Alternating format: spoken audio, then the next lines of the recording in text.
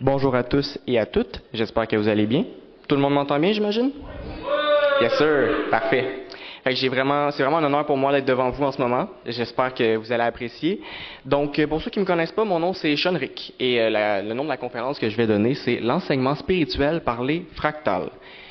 Est-ce qu'il y en a, est-ce qu'il y en a qui ont une petite idée de ce que c'est des fractales? Ouais? Bon, j'imagine qu'il y en a qui ne savent pas pantoute c'est quoi. Donc, je vais vous expliquer en détail, inquiétez-vous pas, vous allez comprendre à 100% qu'est-ce que c'est. Donc, les fractales en introduction. Fait que les fractales sont des structures mathématiques caractérisées par l'autosimilarité et une complexité infinie à toutes les échelles. Je sais, c'est pas très évocateur, on comprend pas c'est quoi juste par cette phrase-là, mais inquiétez-vous pas, je vais vous donner des exemples par la suite, ça va faire beaucoup plus de sens. Les fractales sont présentes partout dans la nature et dans les mathématiques. Encore une fois, je vais vous le montrer par des exemples très concrets dans les prochaines diapositives. Et finalement, ils peuvent être extrêmement simples comme extrêmement complexes. Fait que là, dans les prochaines diapositives, je vais vous montrer des fractales progressivement des plus simples jusqu'aux plus compliqués. La première, la voici. C'est un triangle, ok? C'est un grand triangle principal, sauf que ce triangle-là se décompose en trois plus petits triangles qui sont eux-mêmes décomposés en trois plus petits triangles, etc., etc. Si on zoome là-dedans, on verrait qu'il y a une infinité de triangles, que ça se répète à l'infini. Jusqu'à là, ça fait du sens? Maintenant, est-ce qu'il y en a qui connaissent le chou de Romanesco? Ou le chou-fleur vert? Il y en a qui le connaissent. J'espère que comment vous trouvez que c'est un légume quand même assez fascinant, le voici. Moi, la première fois que j'ai vu ça, j'étais comme au travail, je travaille dans un GA, puis ça a passé à ma caisse, puis j'ai comme arrêté de travailler un peu, juste pour le contempler, tellement j'étais émerveillé. Je m'attendais vraiment pas à retrouver autant de beauté dans un légume, je vous dirais. Mais c'est un très bon exemple d'une fractale parce qu'on peut voir que les spirales sont faites de pointes, qui sont faites de spirales, etc., etc. Il y a vraiment une complexité qui se répète un peu partout à toutes les échelles du chou-fleur. Ça, c'est pour le chou-fleur. Maintenant, je vais vous montrer d'autres exemples. Donc, une simple fougère, par exemple, peut être une fractale. La branche principale se décompose en plein de petites branches qui sont elles-mêmes décomposées en plein de petites branches, et d'autres, etc., etc. Il y a toujours plein de petites branches. Après ça, il y a d'autres exemples dans le règne végétal. On peut voir ça aussi dans les flocons de neige ou juste dans les cristals en général, parce que la forme hexagonale du flocon de neige se répète à l'échelle moléculaire. Donc, la façon dont les molécules d'eau sont organisées entre elles font une forme d'hexagone. Donc, on peut voir que ça se répète à petite échelle. Un simple spirale dans un coquillage aussi peut être une fractale parce que c'est un motif qui se répète. C'est très simple, mais les fractales peuvent être très simples. Maintenant, on a vu des choses à petite échelle, mais on peut aussi en voir à assez grande échelle, par exemple dans la galaxie. Donc, c'est une spirale comme plein d'autres fractales. Là, je vous ai montré plein d'images de fractales. Là, je vais vous montrer une vidéo, ok? Cette vidéo-là, je ne vous demande pas de l'analyser, je vous demande juste de la contempler. Elle va durer 2 minutes, ça se peut que ça soit silence un peu, mais moi, je la trouve fascinante, cette vidéo-là. J'adore la regarder. C'est vraiment un voyage. Je vous demande juste de vous laisser plonger dans l'expérience. En espérant qu'on voit quand même bien. Je la pars.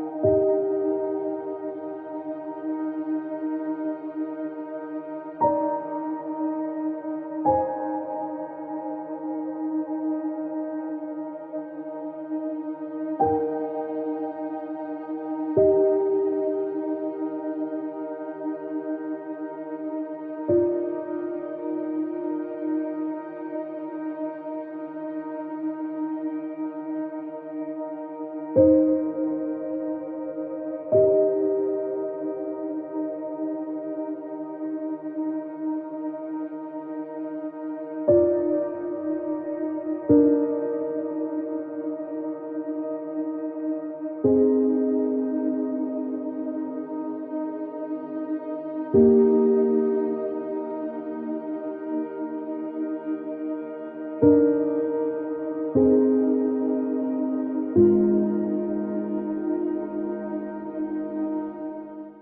terminé. J'espère que ça a pu vous faire sentir un peu comme moi je me sens lorsque je la regarde.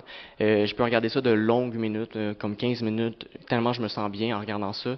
Sérieusement, ça vient vraiment me chercher, ce genre de vidéo-là. Donc, c'est quoi ça, cette vidéo-là un peu bizarre que je viens de vous montrer, hein? C'est un peu fucké, on va se le dire. Ça, c'est un zoom sur l'ensemble de Mandelbrot, ok? L'ensemble de Mandelbrot, ça a été un ensemble qui a été découvert par le mathématicien Mandelbrot. Et ça a été découvert, ok? Je ne vais pas vous expliquer comment, parce que c'est des formules mathématiques, puis là, ma conférence, c'est pas sur les maths, ok? C'est sur la spiritualité. Mais ça a été découvert dans la nature des mathématiques. Ça a toujours existé dans l'univers, ça a vraiment juste été découvert. Donc, c'est ça que je trouve encore plus fascinant. Mais là, je vous ai montré c'est quoi les fractales, mais le nom de la conférence, c'est l'enseignement spirituel par les fractales. Fait que c'est quoi le lien entre ça et la spiritualité? Fait que, pour commencer, je vais vous montrer ce que les fractales ont à nous apprendre sur les croyances. Pour introduire le sujet, je vais vous raconter une période de ma vie que j'ai vécue il y a un certain temps, il y a quand même un bout. C'était un moment de ma vie où je ne savais pas déceler le vrai du faux. Je ne savais vraiment pas si je pouvais savoir quoi que ce soit, si je pouvais me raccrocher à quelconque vérité, puis si ça servait à quoi que ce soit d'apprendre, dans le fond. Si tout est à la fois vrai et faux. J'étais dans cet extrême-là qu'on peut appeler le relativisme, un peu trop extrême, comme quoi toutes les vérités sont égales, puis il n'y en a pas qui se distinguent d'autres. Puis si on est dans cet extrême-là, une personne pourrait dire c'est correct de tuer des gens, mais tout le monde a autant raison, fait qu'on va laisser faire ce qu'elle veut. C'est vraiment vraiment pas se rendre là en tant que société, on s'entend. L'autre extrême, par contre, c'est pas mieux non plus, ça serait de l'absolutisme extrême. Ça serait de dire qu'il y a une seule institution qui a raison, que la vérité absolue, ça peut être une religion, un gouvernement, une école ou peu importe. Si on est dans cet extrême-là, là, on fait juste croire tout ce que cette parole-là nous dit, mot pour mot, puis finalement, on n'apprend pas plus. Fait que dans un cas comme dans l'autre, ça sert à rien d'apprendre. Mais les fractales ont un équilibre entre ces deux extrêmes-là à nous proposer. Pour vous montrer cet équilibre-là, j'aimerais vous poser une question. Là, je demanderai à quelqu'un de répondre à ma question, s'il vous plaît. C'est quoi cet objet-là? C'est quoi ça que je pointe en ce moment? Une chaise, parfait. Est-ce qu'il y en a d'autres qui veulent s'essayer? Est-ce qu'il y en a d'autres qui pourraient décrire différemment ce que je pointe là? Vas-y. Yes? C'est une belle description. C'est une description plus précise, je dirais même. Est-ce qu'il y en a d'autres qui veulent s'essayer à une description de ce que je pointe ici? Oui? Un escabeau, c'est peut-être moins précis, mais il y a une similarité. C'est ça, exactement. Est-ce qu'il y en a... Oui, vas-y. Pardon? Yes, super belle, c'est ça. Comme on peut voir, les gens ont des opinions différentes, ont des vérités différentes finalement. La question, c'est plus une question de précision. Hein? On pourrait dire que c'est un meuble, plus précisément une chaise, plus précisément un assemblage de métal, plus précisément des molécules de métal qui sont toutes organisées entre elles, plus précisément des atomes, etc., etc. On peut toujours plonger un peu plus pour découvrir de nouvelles vérités. Finalement, la vérité absolue n'existe pas vraiment. C'est quelque chose qui se renouvelle sans cesse. C'est quelque chose dont on se rapproche constamment, finalement. Donc, il y a des personnes qui sont un peu plus rapprochées de la vérité absolue. Mais personne ne la détient en entièreté. Ça veut aussi dire que personne n'a la fausseté absolue. Il y a du vrai dans tout. Peut-être que c'est difficile de le voir, peut-être que la personne est assez éloignée de la vérité absolue, comparée à vous, mais il y a de la vérité dans tout, puis il faut être capable de le voir.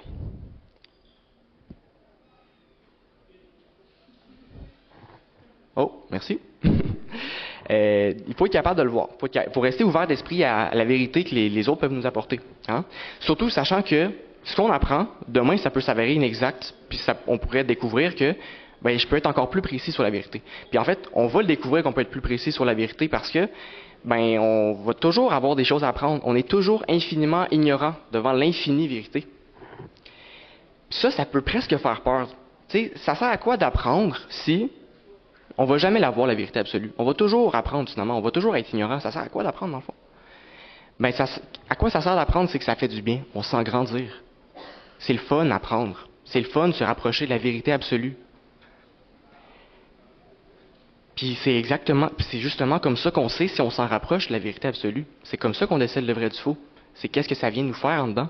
Comment on se sent lorsqu'on apprend des choses.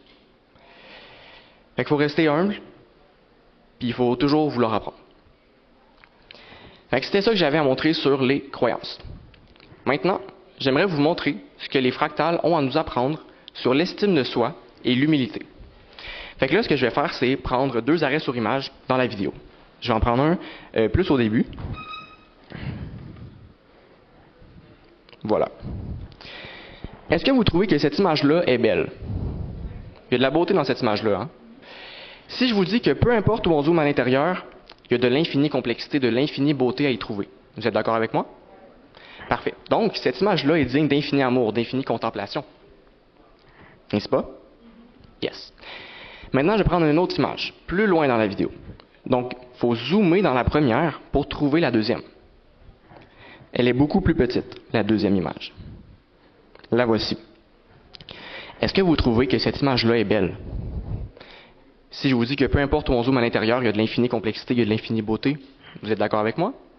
Donc, elle est digne d'infini amour et contemplation. Pourtant, cette image-là est beaucoup plus petite que l'autre. Ça, qu'est-ce que ça veut dire? Ça veut dire que peu importe notre grandeur, peu importe nos faiblesses, on est tous autant dignes d'amour les uns que les autres. Le grain de sable est autant digne d'amour que la galaxie. Donc, lorsqu'on complexe, lorsqu'on se sent inférieur, qu'on se compare à des personnes qu'on considère qui sont supérieures à nous, peu importe, ça arrive tout le temps, ça nous arrive à tous. Rappelez-vous, cette personne-là est autant digne d'amour que vous. Parce que l'infini ne peut pas être réduit ni augmenté. Vous êtes digne d'infini amour. L'infini, ça ne peut pas être augmenté ou réduit, là. Lorsque vous vous sentez un peu supérieur, ça nous arrive tous d'avoir un petit peu d'orgueil, ça peut se traduire en colère par rapport sur certaines personnes. Rappelez-vous, cette personne-là que vous jugez, elle est autant digne d'amour que vous. Vous ne pouvez pas réduire l'infini d'amour dont elle est digne. Est-ce que vous croyez que... Est-ce qu'on voit ma souris? Ma souris, OK. Est-ce que vous croyez que... Bon, je vais prendre une autre image. Est-ce que vous croyez que cette spirale-là soit déconnectée de l'autre? Est-ce que vous croyez que c'est 2 entités séparées? Non. Ces 2 spirales-là font partie d'un tout plus grand, n'est-ce pas? En fait, si on dézoomait sur l'image, on ne serait même pas capable de voir la différence entre les 2 spirales. Il ne serait qu'un point. C'est pareil pour, mettons, un extraterrestre qui regarde la Terre de milliards d'années-lumière, il voit un seul point, mais pourtant, dans ce seul point-là, on est des milliards d'êtres humains à se croire centre du monde, à avoir peur les uns des autres, à se juger. Tout est connecté, rien n'est séparé du tout. Donc, dans le simple grain de sable, il y a un univers à part entière, là. Si vous prenez une simple pierre et décidez de donner tout l'amour du monde comme si c'était la seule pierre au monde, de l'univers, vous auriez raison, parce que par cette simple pierre, c'est tout l'univers que vous aimez, justement. Parce que tout est connecté. L'amour n'est pas exclusif, il ne se donne pas à une seule entité et on le rejette à tout ce qui est aux autres choses, là. Lorsqu'on donne de l'amour à quelque chose, c'est à tout ce qui est qu'on donne de l'amour. Fait que c'est ça que j'avais à vous montrer sur l'amour, disons. Maintenant, j'aimerais vous montrer ce que les fractales ont à nous apprendre sur la préciosité. Ouais, c'est ça. Je vais garder cette image-là. Est-ce que vous croyez que cette spirale-là à gauche soit exactement la même, identique, que celle à droite? À part que, bon, ils sont pas dans le même sens, là. Est-ce que vous croyez que c'est la seule différence entre les 2 spirales? On pourrait en avoir l'impression. Hein? On pourrait avoir l'impression que c'est exactement les mêmes spirales. Mais en zoomant sur la spirale de droite, puis en zoomant sur la spirale de gauche, on pourrait voir qu'elles sont différentes. On pourrait voir que les motifs qui en émergent sont différents. Je vous le dis maintenant en vérité, l'univers ne reproduit jamais à l'identique sa création. À l'échelle de l'infini, jamais elle ne reproduit sa création. Ça, c'est vrai pour les choses. Un grain de sable, chaque grain de sable dans l'univers est unique. Il n'y a pas un seul grain de sable qui soit identique à un autre dans tout l'univers, dans l'infini. C'est vrai pour les personnes. Chaque personne que vous croisez est un monde à part entière dans lequel plonger, dans lequel on peut découvrir plein de nouvelles choses, parce que cette personne-là, peut-être qu'elle ressemble à d'autres personnes, mais elle n'y est pas identique, parce que tout est unique. C'est vrai pour les instants aussi. Ce moment qu'on vit en ce moment, cette conférence-là, ce moment-là ne se reproduira plus jamais à l'échelle de l'éternité. Est-ce que ça vous fait prendre conscience à quel point l'instant présent est précieux? Il ne s'est jamais produit de l'éternité, il ne va jamais se reproduire de l'éternité. Ça peut quasiment faire peur de se dire, crime, les choses sont vraiment impermanentes, hein? Les instants se terminent rapidement, puis si je profite pas de l'instant présent, ben il est perdu à tout jamais. Ça peut quasiment faire peur, hein? Mais il faut la remercier, cette impermanence-là, parce que s'il n'y avait pas de fin à des choses, il n'y aurait pas de nouvelles choses, hein? Ça sert à quoi si on vit dans un monde qui stagne puis qu'il n'y a jamais de nouvelles choses? Pourquoi l'univers se donnerait la peine d'exister si c'est pas pour explorer, expérimenter des choses? Donc, puis justement, c'est parce que l'instant avant cette conférence a eu une fin que cette conférence peut avoir lieu, peut exister. Puis cette conférence va avoir une fin pour donner la place à un autre instant par la suite. Cette impermanence-là, il faut la chérir. C'est elle qui nous donne l'instant présent. Puis l'instant présent, c'est tout ce qu'on a. Moi, lorsque je vois tout ça, lorsque je vois toute cette beauté-là, je ne peux pas m'empêcher d'imaginer qu'il y a une source qui crée tout ça, qu'il y a comme une intelligence. On pourrait l'appeler de plein de manières. On pourrait l'appeler Dieu, la source, la vie, l'infini, l'inconcevable, le mystère. C'est pas vraiment important comment on nomme ici dans notre tête. L'important, là, c'est comment on le vit, comment on le ressent ici dans notre cœur. Parce que lorsque moi je le ressens, lorsque moi je m'y connecte ici dans mon cœur, là, je me sens comme si rien ne pouvait m'affecter, comme si je baignais dans un océan de sérénité, dans une paix immense. Pourtant, je suis aussi animé d'une volonté forte, une volonté immense de servir, d'aider les gens, d'aimer, que les gens ressentent ce que je suis capable de ressentir aussi. Pour terminer cette conférence, je vais vous raconter une petite histoire.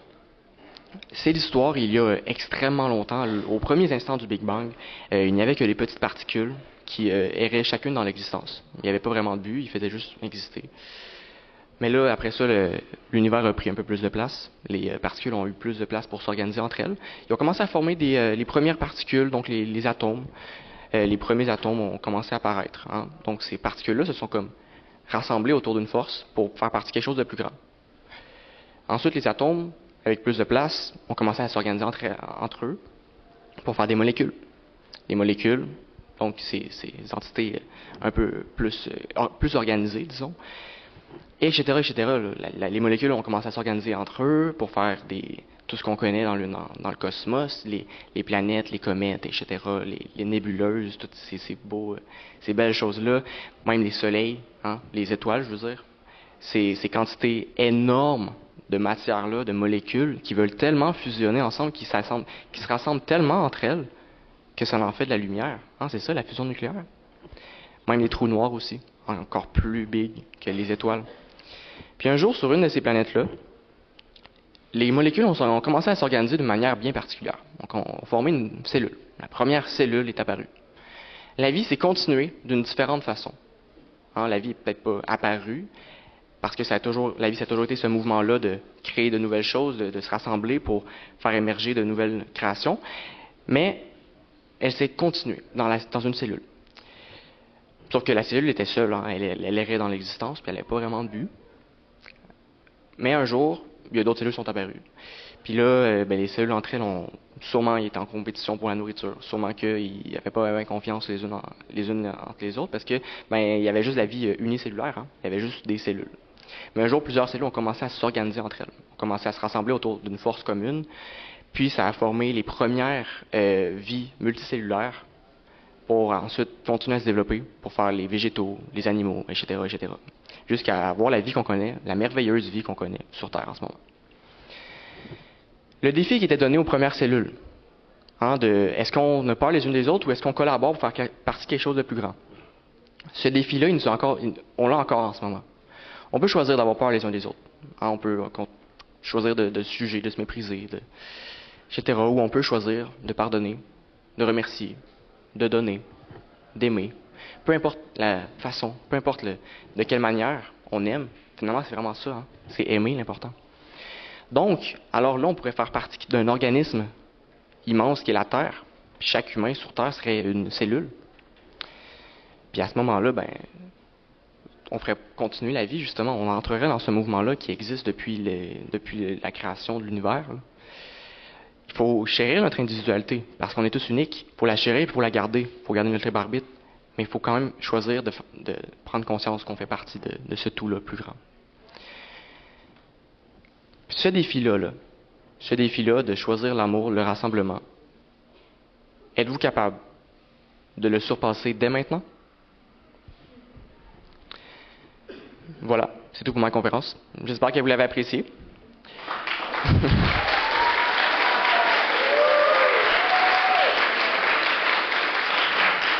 Donc, pour ceux qui ont des questions, n'hésitez pas à venir me voir, ça me faire plaisir de connecter avec vous. Je vais avoir mon petit kiosque pour 1 heure ou 2 ouvert là-bas où je vends mes livres. C'était vraiment un honneur. Je vous aime de tout mon cœur. À la prochaine.